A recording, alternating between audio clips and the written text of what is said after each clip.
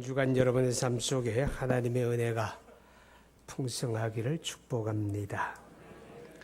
우리 예수의 사람은 하나님의 성령을 모신 사람이죠. 성령의 사람입니다.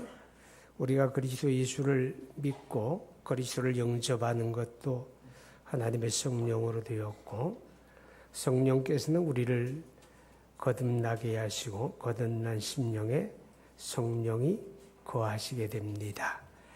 그래서 성경에 누구든지 그리스도의 영이 없으면 그리스도의 사람이 아니다. 거듭난 영혼은 자기 속에 성령을 모셨다. 그렇게 말씀을 합니다. 자, 하나님의 성령이 내 안에 계시기 때문에 그리스도인들은 당연히 성령의 열매를 맺어야 합니다. 아멘. 성령이 내 안에 계시는데 내 삶에서 성령의 거룩한 열매가 맺지 못한다. 말이 안 되는 거죠. 하나님의 사람들이 성령의 열매를 맺지 않은 이유는 하나님의 자녀된, 내가 하나님의 자녀된 것을 증거하는 것이 성령의 열매예요. 내가 하나님에게 속했고 하나님의 자녀된 것이 바로 그 열매를 통해서 보여지고 증거가 되어지는 것이고, 또 고린도후서 2장 14절 이하에 보게 되면 성경이 그리스도인들을 가르쳐서 너희는 그리스도의 향기다 그랬어요. 어떤 사람에게는 죽이는 냄새, 어떤 사람에게는 살리는 냄새다. 다시 말해서 내 삶 속에 성령의 거룩한 열매가 풍성하면 사람들이 나를 통해서 그리스도 예수를 다가가게 되고 예수님을 영접하게 되는 거예요. 나를 통해서 그리스도 예수님을 보게 된다 그 말이죠. 그러니까 그런 경우에는 살리는 냄새입니다. 그런데 그리스도인들이 그 삶에서 거룩한 열매를 맺지 못하고 예수의 냄새를 풍기지 못하고 악취를 풍겨요. 그러면 사람들이 나를 외면하는 게 아니라 그리스도 예수를 외면하게 되죠. 그러면 그것은 죽이는 냄새가 되는 거예요. 자, 성령의 거룩한 열매를 맺고 이 가을에 저와 여러분의 삶에서 그리스도 예수의 향기를 바라는 그런 은혜가 있기를 축복합니다. 오늘 22절의 말씀을 보면 오직 성령의 열매는 사랑과 희락과 화평과 오래 참음과 자비 양선 충성 온유 절제.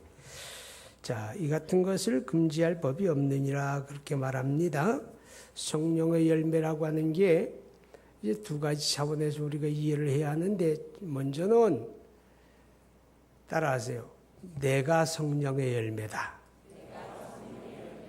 무슨 말인가 하면 성령으로 말미암아 예수를 믿고 거듭난 내가 성령의 열매라는 거예요. 그러니까 성령의 열매는 기본적으로 예수 믿고 구원받은 사람이에요. 할렐루야. 예수 믿고 구원받은 그것이 성령의 열매예요.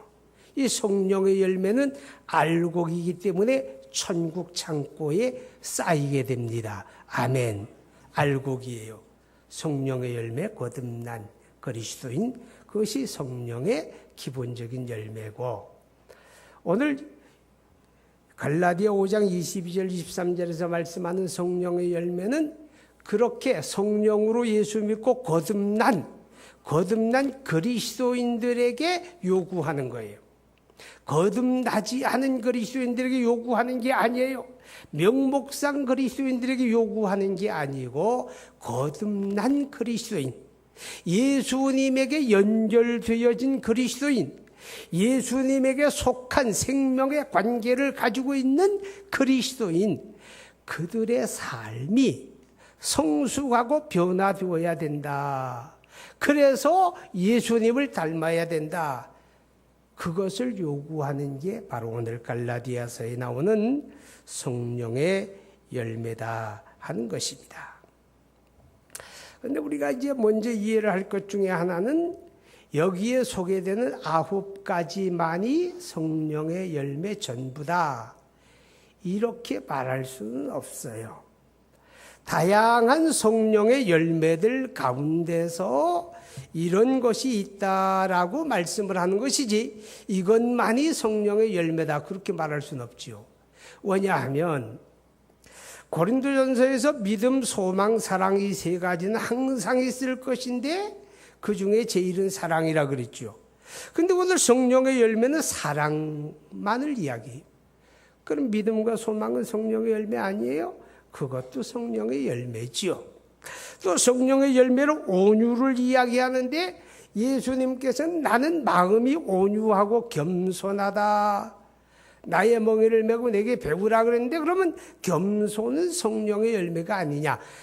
겸손도 성령의 열매죠. 거룩함도 성령의 열매고 감사하는 것도 성령의 열매고 할렐루야. 이게 다 성령의 열매이기 때문에 여기 소개되어지는 9가지는 그 많은 성령의 다양한 열매들 가운데서 이런 것이 있다라고 소개하는 것이다. 우리가 그렇게 이해를 하면 좋겠습니다. 그리고 성령의 열매는 9가지가 아니라 한 가지입니다. 한 가지. 성령의 열매, 성령이라고 하는 나무에 집합적으로 다양한 종류의 열매가 맺힌다. 뭐 세상에는 그런 나무도 없거니와 그래서 천국에 가면 그런 나무가 있을지는 모르겠는데, 자, 그러나 여기서 말하는 건 한 가지를 얘기해요. 왜냐하면 성령의 열매는 이 열매라는 단어가 단수예요, 단수. 만약에 9가지라면 성령의 열매들은 이렇게 복수로 이야기했을 거예요. 그죠? 근데 성령의 열매는 단수로 이야기했다는 말은 성령의 열매는 한 가지다. 한 가지면 뭘까요? 사랑과 사랑이란 열매예요. 나머지 그 내용 이하에 들어가는 것들은 사랑의 부산물들, 사랑의 속성들, 사랑의 내용들이다 그 말이죠. 그럼 그 말이 억지냐 성경의 이야기냐. 고린도전서 13장 보세요. 13장 4절. 고린도전서 13장 4절부터 7절까지 봅니다. 몇 장 앞에 있는데 그래 한참 넘기면 돼요. 시작. 사랑은 오래 참고 사랑은 온유하며 시기하지 아니하며 사랑은 자랑하지 아니하며 교만하지 아니하며 물에 행하지 아니하며 자기의 유익을 구하지 아니하며 성내지 아니하며 악한 것을 생각하지 아니하며 불의를 기뻐하지 아니하며 진리와 함께 기뻐하고 모든 것을 참으며 모든 것을 믿으며 모든 것을 바라며 모든 것을 견디느니라. 사랑이라고 하는 것 속에 이런 다양한 속성들이 있다. 그런데 그 내용이 갈라디아 5장 22절 이하에서는 성령의 열매로 소개가 되고 있다. 그렇다고 한다면 이 9가지가 성령의 열매가 아니라 성령의 열매는 사랑 한 가지고 나머지는 사랑이라고 하는 열매 속에 들어있는 맛이에요. 아멘. 자, 여러분 보세요. 사과가 오늘 아침에 제가 6시에 나오는데 집사람이 사과를 어제 저녁에 사다 놨어요. 그런데 밤에 날들어 그걸 꼭 먹으려는 거예요. 밤에 자야 하는데 제가 먹었을까요? 안 먹었을까요? 안 먹지. 잘 참에 먹어봐야 배 밖에 더 나와. 그래서 안 먹었어요. 그리고 이제 아침에 일어나서 사과 한 개를 썰어 먹었는데 맛이 기가 막히게 좋아요. 새콤한 맛도 있고 단맛도 있고 향긋한 냄새도 있고 제가 좀 부족해서 다 그 맛을 설명을 못하는 것뿐이지 그 안에는 다양한 맛이 들어있는 거예요. 근데 그 사과가 처음에 달렸을 때부터 이렇게 굵은 게 달렸을까요? 아니죠. 처음에 달렸을 때는 콩알 같은 게 달려요. 먹을 수 있어요? 없어요? 못 먹어요. 왜 못 먹어요? 아무 맛이 없으니까. 쓰고 떨고 시고 못 먹어요. 그게 점점 굵어가요. 이 늦은 가을이 되게 되면 다 숙성을 하지요. 빛깔도 예뻐요. 온갖 맛이 다 깃들게 됩니다. 그때는 상품 가치가 있게 되고 아주 맛 좋은 열매가 되잖아요. 성령의 열매도 그렇습니다. 사랑이라고 하는 하나의 열매 속에 희락이라고 하는 맛도 들어가는 것이고, 또 화평이라는 맛, 오래 참음, 자비, 양선이라는 말은 착하다 그런 뜻이에요. 충성, 온유, 절제 이런 맛이 다 깃들이게 될 때 비로소 성숙한 사랑이라는 열매가 된다. 그런 의미가 되어지는 것입니다. 자, 그럼 오늘 사랑이라고 하는 말씀을 살펴보려고 하는데, 여러분 요한일서 4장 7절 8절 보세요. 요한일서는 뒤로 넘어가야 돼요. 계시록 앞에 요한 1, 2, 3서가 있죠. 4장 7절과 8절을 봅니다. 시작. 사랑하는 자들아, 우리가 서로 사랑하자. 사랑은 하나님께 속한 것이니 사랑하는 자마다 하나님께로부터 나서 하나님을 알고 사랑하지 아니하는 자는 하나님을 알지 못하나니 이는 하나님은 사랑이심이라. 하나님은 무엇이라고요? 사랑이라. 16절 시작. 하나님이 우리를 사랑하시는 사랑을 우리가 알고 믿었노니 하나님은 사랑이시라. 사랑 안에 거하는 자는 하나님 안에 거하고 하나님도 그의 안에 거하시느니라. 하나님은 무엇이라고요? 사랑이다. 하나님의 근본적인 속성은 사랑이고, 그 사랑으로 우리를 사랑하신 겁니다. 아멘. 그 사랑으로 우리를 사랑했어요. 자, 그래서 여러분 이제 성경을 한번 요한일서 다시 한번 봐요. 요한일서 4장 9절 10절 봅니다. 9절 10절 시작. 사랑하지 하나님의 사랑이 우리에게 이렇게 나타난 바 되었으니 하나님이 자기의 독생자를 세상에 보내심은 그로 말미암아 우리를 살리려 하심이라. 사랑은 여기 있으니 우리가 하나님을 사랑한 것이 아니요 하나님이 우리를 사랑하사 우리 죄를 속하기 위하여 화목제물로 그 아들을 보내셨음이라. 아멘. 하나님의 사랑이신데 하나님의 그 사랑으로 우리를 사랑하셨어요. 그래서 우리를 죄와 멸망에서 구원하기 위해서 독생자 예수 그리스도를 대속의 제물로 내어주셨고, 우리는 그리스도의 십자가 대속으로 말미암아 믿음으로 죄와 멸망에서 구원받았습니다. 할렐루야. 자, 이것이 우리에게 나타난 하나님의 사랑입니다. 그래서 예수 믿는다는 말은 뭐냐? 하나님의 사랑을 입었다. 그런 뜻이에요. 그래서 데살로니가전서 1장 4절에 보게 되면 데살로니가 교인들을 향하여 바울이 이렇게 말합니다. 하나님의 사랑을 입은 형제들아. 하나님의 사랑을 입은 형제들, 하나님의 사랑을 입은 형제들, 그들이 곧 하나님의 자녀입니다. 아멘. 하나님의 사랑을 입지 않은 자는 하나님의 자녀가 아니죠.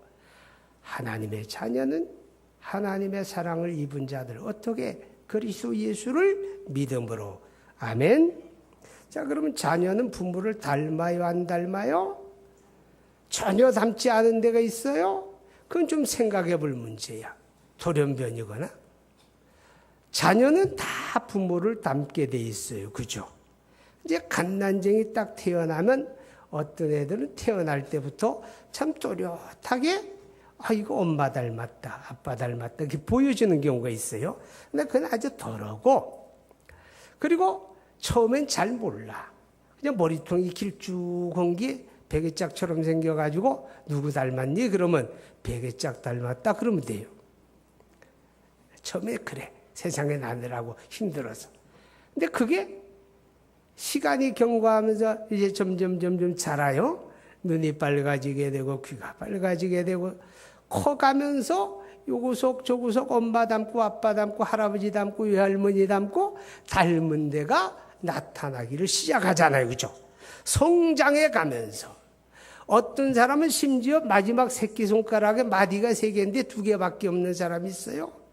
유전적으로 또 닮는 사람이 있어. 뭐 들여다보지 않아도 그건 3개야.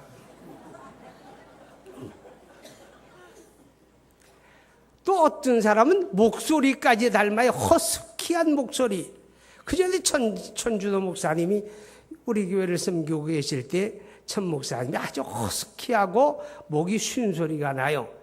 그래서 뭐 기도 생활 많이 해서 그러냐 이런 물으면 그냥 빙그레 웃어. 난 진짜 그런 줄 알았어. 그런데 아들이 똑같이 목소리가 어려서부터 허스키하고 쉬어버렸어. 그러니까 기도 많이 해서 목소리가 쉰 건 아니고 내력이더라고. 그냥 그렇게 담는 거예요. 여러분 누구 자녀입니까? 하나님의 사랑을 입은 하나님의 자녀야. 저와 여러분이 하나님의 자녀일진데 누굴 닮아야 됩니까?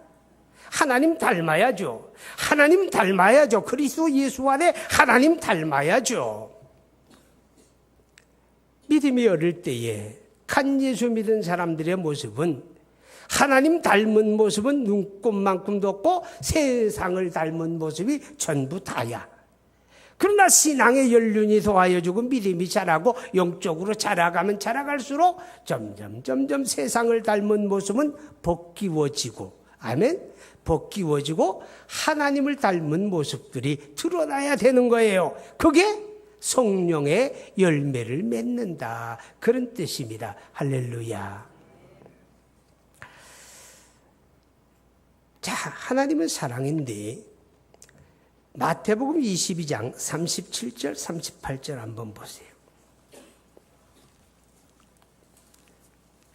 22장 37절로 40절까지 읽어봅니다.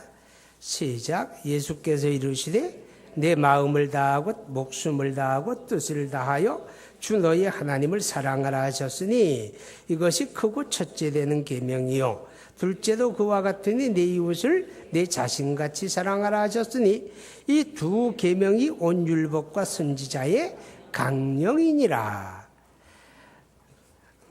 무슨 말인가 하면 여러분 하나님 믿으세요?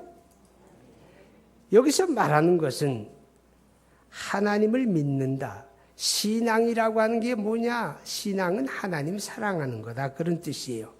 다시 물어볼게요. 신앙은 뭐예요? 하나님을 사랑하는 거예요. 그게 하나님을 믿는다는 거예요. 그게 하나님에 대한 신앙생활이에요. 하나님 사랑하는 거예요. 마음을 다하고 목숨을 다하고 뜻을 다하여 주 너희 하나님을 사랑하라. 할렐루야. 근데 여러분 오늘 예배하고 기도하고 찬양하고 봉사하고 충성하고 복음 전도하고 이런 것들을 신앙 행위다 그러는 거예요. 그죠? 이게 신앙 행위예요. 여러분 헌금 드리셨는데 그것도 신앙 행위입니다. 그런데 그 신앙 행위를 할 때에 하나님의 기쁨이 돼야 복이 됩니다. 아멘. 근데 신앙 행위를 하나님의 기쁨이 되도록 하는 방법은 하나님을 사랑함으로 하는 거예요. 아멘. 자, 요한복음 21장 15절 이하에 부활한 예수님이 이제 갈릴리에서 마지막 제자들을 만나십니다. 그리고 시몬 베드로에게 말씀을 해요. 요한의 아들 시몬아, 내가 이 사람들보다 나를 더 사랑하느냐? 이렇게 묻지요. 그때 베드로가 그렇습니다. 주님, 제가 주님 사랑합니다. 그러니까 그래? 그러면 내 양을 먹이라. 그럽니다. 이 말씀의 의미가 뭐냐? 우리가 주님의 일을 할 때에 일보다 중요한 게 뭐냐? 주님을 사랑하는 거다. 그 말이에요. 주님의 모든 일을 할 때 주님을 사랑하는 마음으로 해야 한다. 그것을 가르치는 거예요. 우리가 하나님을 찬양할 때 하나님을 찬양하는 거 어떻게 하는 게 좋은 찬양이냐? 오늘도 우리 임마누엘 찬양대가 아주 아름다운 찬양을 들으셨어요. 저는 감사한 게 제가 우리 찬양대를 통해서 예배 때마다 제가 은혜를 받는다는 거예요. 여러분도 그렇죠? 자, 그런데 가장 좋은 찬양은 어떤 찬양이냐? 하나님을 사랑함으로 노래하는 겁니다. 할렐루야. 가장 아름다운 헌금은 어떤 거냐? 하나님을 사랑하는 마음으로 드리는 헌금이에요. 할렐루야. 가장 아름다운 예배는 어떤 거냐? 하나님을 사랑하는 마음으로 드리는 예배입니다. 아멘. 우리가 하나님을 사랑하는 마음으로 감당하는 건 구체적으로 어떤 것일까? 제가 가끔 마트에 가서 우리 손주들이 자랄 때 손주들에 대한 용품을 살 때가 있어요. 근데 보면 우리 둘째네 이준이라는 놈이 자랄 때 우유값을 제가 거의 다 된 것 같아요. 한 90%는. 우유를 내가 다 사다 댔는데 되게 까다로워요. 애 엄마가. 아무거나 사가면 퇴짜를 놔. 아니 내 돈 들여 내가 사다 주고도 퇴짜 맞고 가서 다시 바꾸다 주는 때가 몇 번 있었어요. 나중에는 이제 숙달이 돼가 잘했지만 아무거나 되는 대로 사다가 먹이고 입히질 않아. 기저귀 하나를 사도 물건을 놓고 품질을 따져보고 읽어보고 비교해보고 그래요. 굉장히 까다로워요. 뭐 있으면 그냥 사다 쓰면 될 텐데 왜 그럴까요? 아기를 사랑하니까 사랑하는 엄마가 그것을 구하는 것이기 때문에 아기에게 어떤 것이 도움이 더 될까 어떤 것은 해가 되지 않을까 그래서 따져보고 읽어보고 살펴보고 다 비교해보고서 고르고 골라서 사는 거예요. 그게 뭐예요? 사랑으로 하는 거예요. 사랑으로. 오늘 여러분 어떤 마음으로 하나님을 예배합니까? 어떤 마음으로 하나님 앞에 헌금을 드리셨습니까? 어떤 마음으로 하나님을 찬양하며 여러분이 어떤 마음으로 복음을 전합니까? 하나님을 사랑하는 마음이 전제되지 않는다면 어쩌면 우리는 형식적인 신앙 행위를 반복하고 있는지도 모릅니다. 형식적인 신앙 행위는 하나님을 사랑하는 마음 없이 하는 거예요. 하나님의 기쁨 되지를 못하잖아요. 여러분, 하나님을 사랑하는 마음으로 우리 신앙 행위를 할 수 있기 바랍니다. 우리 하나님을 사랑하는 게 신앙행위고 신앙생활인데 하나님을 사랑하는 게 또 구체적으로 어떤 걸까? 여러분 요한복음 14장 21절 한번 봐요. 요한복음 14장 21절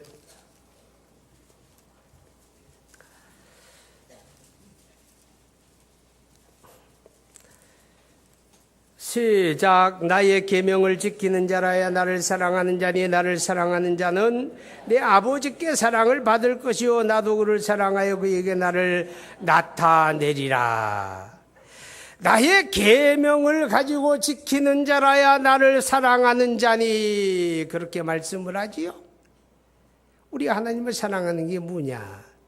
여러분 출애굽기 말씀해 보니까 20장 6절에 십계명 소문을 말씀을 하시면서 나를 사랑하고 나의 계명을 지키는 자에게는 자손 천대에 이르도록 복을 주리라. 나의 계명을 지키고 나를 사랑하는 자, 나를 사랑하고 나의 계명을 지키는 자 그랬어요. 야, 하나님을 사랑하는 게 뭐냐? 하나님의 계명을 지키는 거다. 하나님의 계명이란 건 하나님의 말씀이에요. 아멘. 우리가 하나님을 사랑하는 건 특별한 게 아니에요. 하나님의 말씀을 읽고 듣고 배우는 대로 내 삶 속에 실천하는 겁니다. 하나님의 말씀을 믿음으로 붙들고 감당하면서 사는 거예요. 그게 하나님을 사랑하는 겁니다.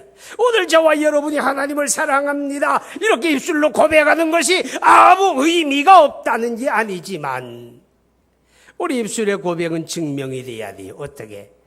하나님을 사랑합니다 고백했으면 나의 삶이 하나님의 말씀을 실천하는 삶으로 가야 돼요. 아멘. 우리가 하나님을 사랑합니다 라고 말하고 내 삶의 구체적인 내용은 세상의 풍조와 가치를 따라 산다면 우리 입술의 고백은 거짓말이에요. 헛된 거예요. 의미가 없어요. 하나님의 말씀을 지켜 사는 게 하나님을 사랑한다고 하는 우리의 고백이라고 하는 사실을 기억할 수 있기를 바랍니다. 사랑의 열매를 맺어야 하는데 먼저는 하나님을 사랑하는 거라 그랬고 둘째는 그와 같이 내 이웃을 내 자신같이 사랑하라 그랬습니다. 이것이 계명이라고. 그죠? 내 이웃을 내 자신같이 사랑하라. 자, 여러분 이게 무슨 말이에요?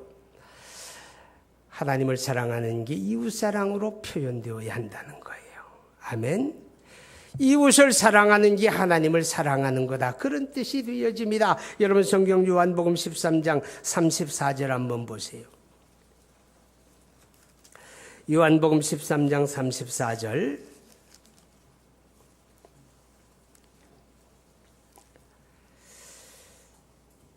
34절 35절 같이 봅니다. 시작. 새 계명을 너희에게 주노니 서로 사랑하라. 내가 너희를 사랑한 것 같이 너희도 서로 사랑하라. 너희가 서로 사랑하면 이로써 모든 사람이 너희가 내 제자인 줄 알리라. 너희가 서로 사랑하면 이로써 너희가 내 제자인 줄 알리라. 하나님의 제자 되어진, 그리스도의 제자 되어진, 예수님에 속한 사람 되어진, 그리스도인 되어진 증거가 뭐냐? 나는 예수님의 제자입니다. 나는 예수님을 따르는 사람입니다. 라고 하는 것을 증명해 보여라. 어떻게? 이웃을 사랑하는 것이, 너희가 서로 사랑하는 것이 예수님의 제자된 증거다. 그렇게 말씀을 하는 것입니다. 자, 여러분, 사랑합니까? 우리 믿음의 사람들 서로 사랑해야 돼요. 친해서만 사랑하는 거 아니에요. 친하지 않은 사람도 사랑하고, 믿음 안에 거룩한 형제 자매 되었으니 사랑해야 됩니다. 할렐루야. 그런데 이 사랑, 형제 사랑, 이웃 사랑이라고 하는 것은 물론 우리가 노력해야 될 부분이 없지는 않지만, 잘 들으세요. 어쩌면 그것이 내가 예수님에게 속한 증거가 된다는 겁니다. 내가 예수님에게 접붙임을 받고 예수님으로부터 생명을 공급받고 그 예수님으로부터 은혜를 공급받는 거듭난 그리스도인이라면 이웃을 사랑하고 형제를 사랑하는 것은 노력하기 이전에 그것이 자연스러운 현상이라는 겁니다. 의무감을 가지고 그렇게 하지 않으면 안 되기 때문에 해야 하는 것이 아니라, 이웃을 사랑하고 형제를 사랑하는 것은 내가 예수님에게 속한 때문에 그것이 자연스럽게 그렇게 될 수밖에 없다는 겁니다. 그래서 너희가 서로 사랑하면 이로써 너희가 내 제자인 줄 알리라는 말씀의 의미가 그것입니다. 여러분, 한 해를 지내오면서 어떻게 살았습니까? 두 손 꼭 움켜쥐고 내 거야, 그렇게 살았습니까? 아니면 작은 것이라도 나누고 베풀고 이웃을 돌아보고 살았습니까? 형제를 사랑하고 이웃을 사랑하는 건 노력이기 이전에 내가 예수님에게 속하였기 때문에, 그분으로부터 생명을 공급받고 그분으로부터 은혜를 공급받기 때문에 그것이 자연스럽게 그렇게 되어진다는 겁니다. 여러분, 이기적이라고 하는 건 예수님에게 속하지 않았다는 말과도 같습니다. 우리는 어떻게 형제를 사랑할 수 있습니까? 여러분, 형제를 사랑한다고 하는 것은 용서한다는 뜻을 담고 있습니다. 내가 너희를 사랑한 것 같이 너희도 서로 사랑하라. 예수님이 우리를 사랑한 것 중에 우선이 우리를 용서하는 겁니다. 아무런 가치 없는 우리, 허물 많은 우리, 그 죄와 얼룩진 우리를 주님이 십자가에서 대속하시고 우리를 용서하시고 용납하셨습니다. 묻지도 따지지도 아니하시고 우리를 용서하십니다. 우리가 주님을 닮아 주님을 따라 주님에게 속하여 우리가 형제를 사랑한다는 말은 용서하는 것입니다. 용서하려만 해서 용서하는 게 아니에요.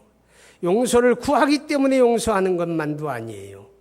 용서를 구하지 않을지라도 용서하는 것이고, 용서할 수 없을 만큼 큰 거라도 용서하는 거, 용서하는 거, 그게 바로 형제를 사랑하는 것이고 이웃을 사랑하는 겁니다. 왜요? 주님이 그렇게 나를 용서하셨기 때문입니다. 할렐루야. 여러분, 용서가 없으면 행복이 없어요. 용서가 없으면 화목이 없어요. 가족 간에도 마찬가지입니다. 마음을 꽁 해가지고 꽁한 마음으로 잠들지 마세요. 속병 생깁니다. 위장병 생깁니다. 풀고 잠을 주무세요. 아세요? 풀고 잠을 주무세요. 풀지 않고 꽁한 거 절대로 잘난 모습 아니에요. 예수님의 제자는 그렇게 하지 않아요. 용서합니다. 그분이 나를 용서한 것처럼. 아멘. 용서하세요. 그리고 우리가 형제를 사랑하고 이웃을 사랑하는 건 긍휼히 여긴다는 뜻입니다. 긍휼히 여긴다는 건 두 가지 의미가 있습니다. 어떤 의미가 있을까요? 죄에 넘어지는 형제를 보았을 때, 우리가 살다 보면 주변의 형제들이 죄에 넘어지고 못된 짓 하고 실수하고 허물을 질 때 있어요. 그때 사람들은 이렇게 합니다. 비난하고 판단하고 정죄합니다. 어떻게 당신이, 어떻게 예수 믿는 사람이 그럴 수가 있느냐고 그럽니다. 그거 아니라는 거예요. 형제가 허물을 갖고 죄를 짓고 범죄했을 때 먼저 나를 돌아보는 겁니다. 나도 그럴 수가 있고 나도 그럴 가능성을 가지고 있기 때문에 그래 나도 조심해야 되겠다. 저래서 저렇고 나도 주의해야 되겠다. 경각심을 갖는 겁니다. 그 다음에 두 번째는 그 영혼을 위해서 기도하는 겁니다. 하나님, 저 사람이 낙심하지 않게 도와주세요. 진실로 회개하고 다시 회복할 수 있게 도와주세요. 주님, 저를 붙들어 주세요. 그 영혼을 사랑하고 위하여 기도하는 겁니다. 이것이 바로 긍휼히 여긴다는 마음입니다. 성경에서 예수님이 말씀하죠. 긍휼히 여기는 자가 복이 있나니 저가 긍휼히 여김을 받을 것입니다. 아멘. 그리고 긍휼히 여긴다고 하는 말은 짐을 같이 져준다는 뜻입니다. 불쌍하게 여기고 동정하는 마음뿐 아니라 그 짐을 거두러 준다는 의미입니다. 누가복음 10장에 보게 되면 선한 사마리아 사람의 비유가 있습니다. 어떤 사람이 예루살렘에서 여리고로 내려가는 길로 가다가 토상에서 강도를 만납니다. 강도가 그를 흠씬 두들겨 패고 가진 것 빼앗아 거의 죽어가는 걸 거리에 던지고 도망갔습니다. 그 사람은 꼼짝없이 죽습니다. 누군가의 도움이 없이는 살아날 가망이 없습니다. 마지막 숨을 헐떡입니다. 죽음 직전입니다. 그때 사마리아 사람이 그 길을 가다가 그를 만납니다. 가서 죽었는지 살았는지 확인합니다. 살았습니다. 기름으로 상처를 발라주고 싸매주고 치료하고 자기 나귀에다 태워가지고 마을에 옮겨주고 비용을 대주고 잘 돌봐달라고 부탁합니다. 바로 그것이 긍휼히 여긴다는 겁니다. 우리 살아오는 삶에서 내 주변에 고통 속에 있는 사람, 낙심하는 사람, 어려움으로 인해서 슬픔에 젖은 사람, 그런 사람 볼 때 여러분 어떤 마음 같습니까? 못 낫기는 다 지가 못나 그런 거야.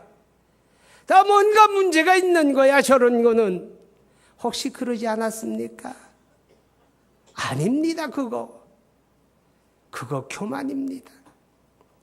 주님이 그런 사람을 만났다면 그렇게 말했을까요? 아니지요.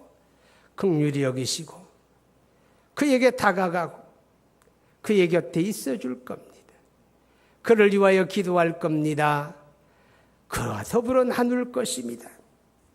있는 사람의 문제라고요? 아닙니다. 없는 중에 나눈다면 더 가치로운 것입니다. 없는 중에 나눈다면 더 주님의 기쁨이 될 수가 있다는 것입니다. 사랑하는 여러분, 형제를 사랑하십시오. 이웃을 사랑하십시오. 그리고 로마서 12장 한번 보십니다. 15절. 로마서 12장 15절.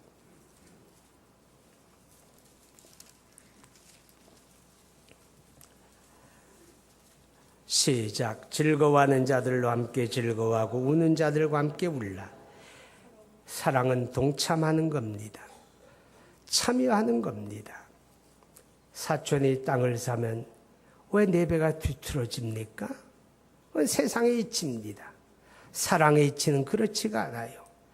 이웃 사람들이 잘 되는 모습을 보면 내가 잘 된 것처럼 함께 기뻐하고 함께 축하해주고 정말 잘 됐다 축하한다. 정말 잘 됐다. 함께 좋아해 주는 겁니다. 동참해 주는 거예요.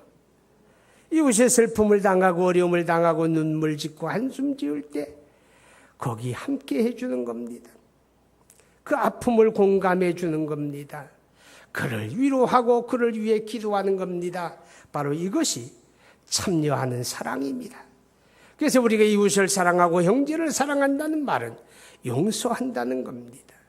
용서가 없는 사랑은 사랑이 아닙니다. 긍휼히 여긴다는 겁니다. 그리고 참여한다는 것입니다. 한 해가 얼마 남지 않았습니다. 사랑하는 여러분, 만물이 열매를 맺어 그 열매를 자랑하는 계절에 우리 성령의 사람들도 성령의 거룩한 열매, 사랑의 열매를 마음속에, 삶 속에, 생활 속에, 인격 속에 맺어 가시기를 축복합니다. 우리 기도합니다. 함께 기도합시다. 주님, 하나님을 사랑하며 이웃을 사랑하기 원합니다. 하나님 사랑하며 이웃 사랑하기 원합니다. 함께 기도합니다. 아버지 하나님, 은혜 감사합니다. 오늘 성령의 열매 안에 사랑의 열매